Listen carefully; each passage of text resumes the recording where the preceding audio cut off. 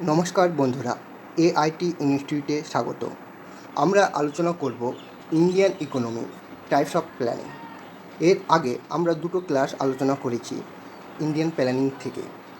আজকে আমরা আলোচনা করব পরিকল্পনার প্রকারভেদ, অর্থাৎ টাইপস অফ প্ল্যানিং।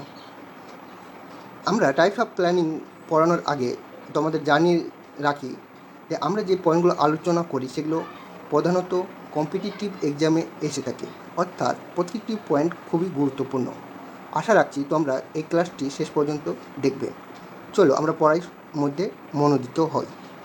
প্রথমে আমরা আলোচনা করব ইম্পারেটিভ প্ল্যানিং, অর্থাৎ অত্যাবশ্যক পরিকল্পনা। এই অত্যাবশ্যক পরিকল্পনা প্রধানত এটা একটি সেন্ট্রাল প্ল্যানিং, যেখানে ডিসিশন মেকার হচ্ছে কে সেন্ট্রাল, অর্থাৎ যে একটি কেন্দ্রীয় সংস্থা বা ব্যক্তির হাতে কী হচ্ছে নির্দেশ দানের ক্ষমতা থাকছে, এবং সেন্ট্রাল দ্বারা কী হচ্ছে পরিকল্পনা কী হচ্ছে গৃহীত হবে। পরিকল্পনা গৃহীত হচ্ছে সেন্ট্রাল দ্বারা। এটা তো প্রধানত তারা এমনকি যে মার্কেটের যে সিস্টেম আছে, মার্কেট সিস্টেমটাকেও তারা কী করছে নির্দেশ দান করে থাকে। কার মাধ্যমে? অত্যাবশ্যক পরিকল্পনার মাধ্যমে।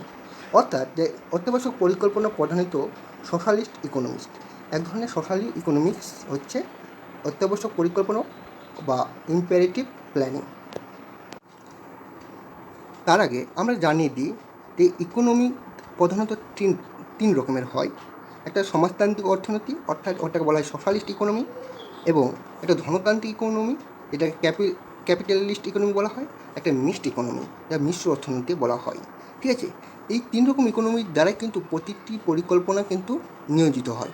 ঠিক আছে, আমরা অত্যাবশ্যক পরিকল্পনার মধ্যে ছিলাম। আবার পরের যে পয়েন্ট আমরা আলোচনা করব, এটা দেখা যায় যে অত্যাবশ্যক পরিকল্পনা প্রধানত কোথায় দেখা যায়? ইউএসএসআর, ইস্টার্ন ইউরোপ এবং চায়নাতে 1980 সাল পর্যন্ত কিন্তু কি ইম্পারেটিভ পরিকল্পনা দেখা গিয়েছিল।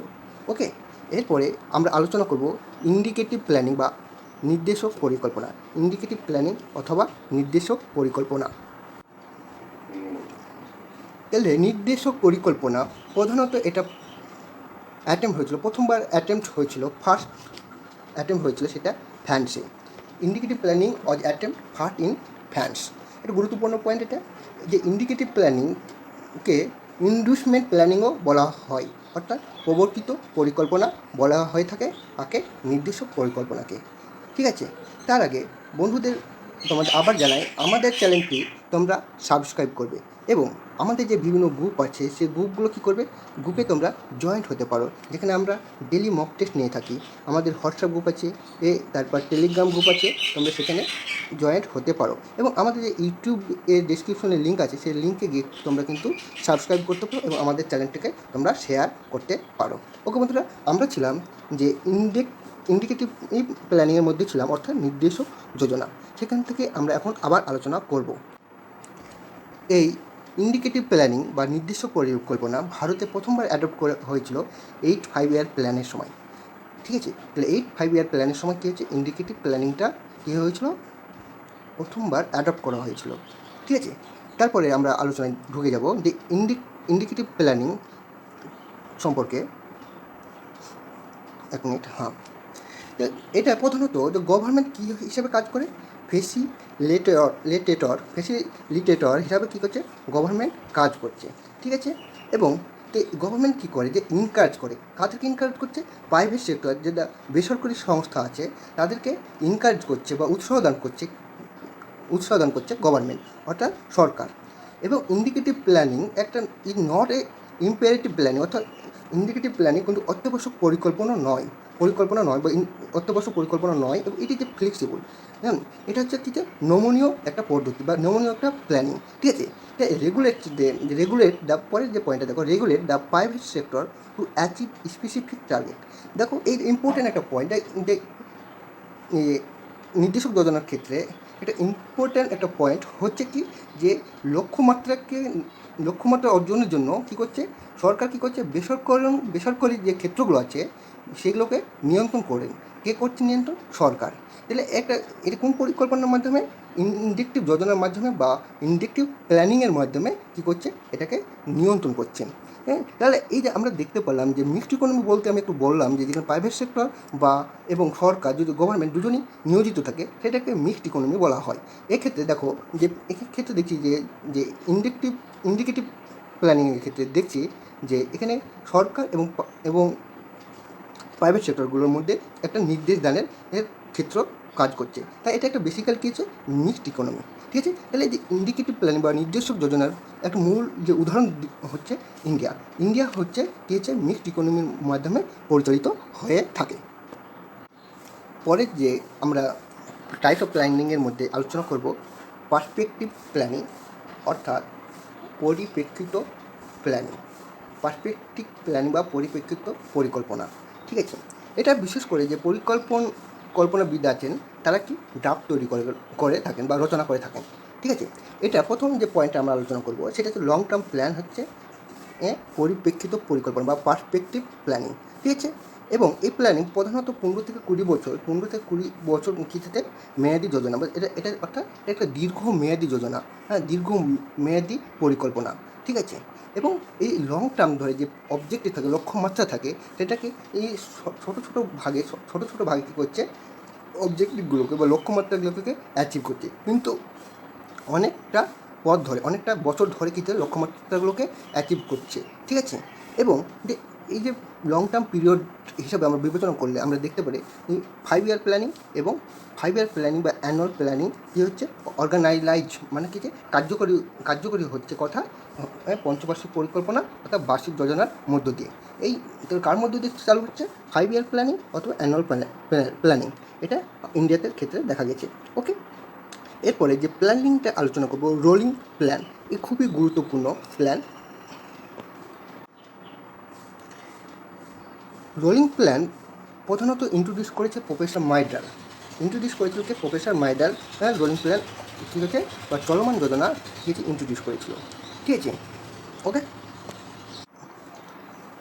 এই পরিকল্পনা প্রধানত খুবই নমনীয় পরিকল্পনা এবং যে overcome rigidity by the mending target and objective, যে লক্ষ্যমাত্রা থাকে, যে টার্গেট থাকে, সেটাকে কী করে ওভারকাম করে প্রতি বছর আলোচনার মাধ্যমে প্রতি বছর ওর কী হয় এই পরিকল্পনার লাভ ক্ষতির অঙ্ক দেখা যায় এবং সেই পরিকল্পনার মাধ্যমে কী টার্গেট থাকতে হবে বা কতটা অবজেক্টিভটাকে বাড়িয়ে দিতে হবে সেটা দেখা হয়। এটা একটা অ্যাডভান্টেজ। ঠিক আছে, ইন্ডিয়া যে প্রথম রোলিং প্ল্যান চালু করেছিল সেটা জনতা পার্টি রুল। 1978 সালে ইন্দিরা গান্ধীকে হারিয়ে জনতা পার্টি ফার্স্ট টাইম কী ছিল কেন্দ্রে বসেছিল। ঠিক আছে, এবং 1978 সালে কী হয়েছিল প্রথমবার রোলিং প্ল্যানের ইন্ডিয়াতে কী হয়েছিল লক্ষ্য করা গিয়েছিল। ঠিক আছে, রোলিং প্ল্যানের যে চলমান যোজনা যে 3টে যে নিউ প্ল্যান প্রতি বছর মেড হয় সেটা খুব গুরুত্বপূর্ণ এবং সেখান থেকে প্রশ্ন এসে থাকে। ঠিক আছে,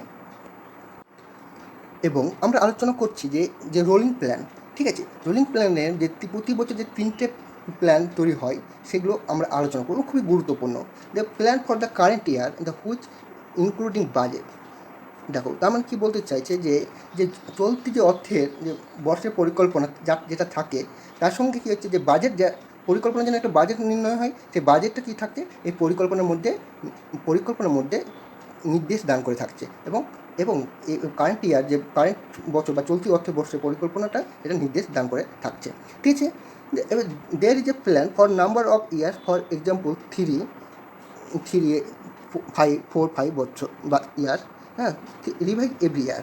দেখো এটা খুব ইম্পর্টেন্ট একটা পয়েন্ট, যেখানে বলছে যে এটা কি এই পরিকল্পনাটা, এই যে প্ল্যানটা প্রথমে মিশ্রিত সংখ্যার বর্ষের একটা পরিকল্পনা। ঠিক আছে, এবং অর্থনৈতিক চাহিদা অনুযায়ী প্রতি বছর সেটা কী হচ্ছে পর্যালোচনা করা হচ্ছে, হ্যাঁ, প্রতি বছর এটাকে রিভাইজ করা হচ্ছে এভরি ইয়ার। ঠিক আছে, তাহলে এই প্ল্যানটা এক ধরনের কী বলতে পারি, যেটা পার্সপেক্টিভ প্ল্যান। এটা হচ্ছে 10 থেকে 20 বছরের প্ল্যান, কিন্তু এটা প্রতি বছর সেটাকে কী হচ্ছে পরিচালনা করা হচ্ছে এবং তার সঙ্গে পর্যালোচনা করা হচ্ছে। ঠিক আছে, ওকে, এবং সেই সম্পর্কে আলোচনা করছে। ঠিক আছে, এবং this plan or the successful Poland and Japan, এই প্ল্যানটা প্রধানত কী হচ্ছে পোল্যান্ড এবং জাপানে কী হচ্ছে সাকসেসফুলভাবে চলছে। ঠিক আছে, ওকে বন্ধুরা, আজকে এই পর্যন্তই।